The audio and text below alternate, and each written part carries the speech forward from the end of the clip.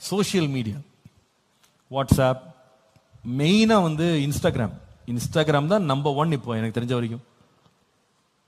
எவ்வளோ நேரம் செலவழிக்கிறீங்க? எனக்கு ஆச்சரியமாக இருந்துச்சு. அந்த குரூப்பில் வந்து 15 வயசுலேருந்து ஒரு 27 வயசு வரைக்கும் பிள்ளைங்க இருக்காங்க. படிக்கிற பிள்ளைங்க, ஸ்கூல் படிக்கிற பிள்ளைங்க, காலேஜ் படிக்கிற பிள்ளைங்க, அதுக்கப்புறமா வேலைக்கு போகிற பிள்ளைங்க இருக்காங்க. அதில் ஒரு பெண் எழும்பி சொல்லுகிறாள், பஸ்டர் ஒரு நாளைக்கு ஆவரேஜாக 4 hours ஐ ஸ்பெண்ட் ஆன் இன்ஸ்டாகிராம்னு சொல்கிறேன். அப்போ நான் கேட்டேன், வேற என்ன நீங்கள் தனிமையில் நீங்கள் என்னெல்லாம் பார்ப்பீங்க? தேவனை பற்றி அறிந்த பிள்ளைங்களை பேசுகிறேன், சர்ச்சுக்குள்ளே உட்காந்துருக்க பிள்ளைங்களை பேசுகிறேன். அவங்க சொல்கிறாங்க, இந்த ஷார்ட்ஸுக்காக இன்றைக்கு பிள்ளைங்க வந்து பல மணி நேரம் ஒரு நாளைக்கு செலவழிக்கிறாங்க. கொரியன் சீரீஸ்னு ஒன்று இருக்கான். ஒரு பிள்ளை எழுப்பி சொல்கிறா, அந்த சீரியல் வந்து அது சீசன் சொல்கிறா. ஒரு சீசனுக்கு உள்ள வந்து 20-24 எபிசோடு இருக்குமா. ஒரு எபிசோடு வந்து 40 நிமிஷமா. அவள் சொல்லுகிறா, எவ்வளவு அடிக்டிவ்னா அங்கிள், நான் வந்து ஒரு சீரீஸ் வந்து பார்க்க ஆரம்பிச்சிட்டேன்னா அதை பார்த்து முடிக்கிற வரைக்கும் என்னால் வந்து நார்மலாக இருக்க முடியாதுன்னு சொல்கிறேன்.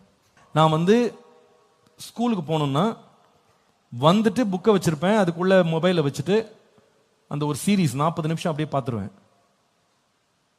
அப்பமா கொஞ்சம் பிரேக் எடுத்து திருப்பி அடுத்தது பார்ப்பேன் இப்படி பார்த்துட்டே இருப்பேன். அவன் சொல்லுகிறேன், எனக்கு லீவ் மட்டும் விட்டாங்கன்னா ஃபுல் டேல ஒரு நாள் என்டையர் டே நான் வந்து அந்த 25 சீரியலை பார்க்கலன்னா எனக்கு எதுவுமே ஓடாது, சாப்பிட கூட மாட்டேன், அப்படியே பார்த்துட்டே இருப்பேன்.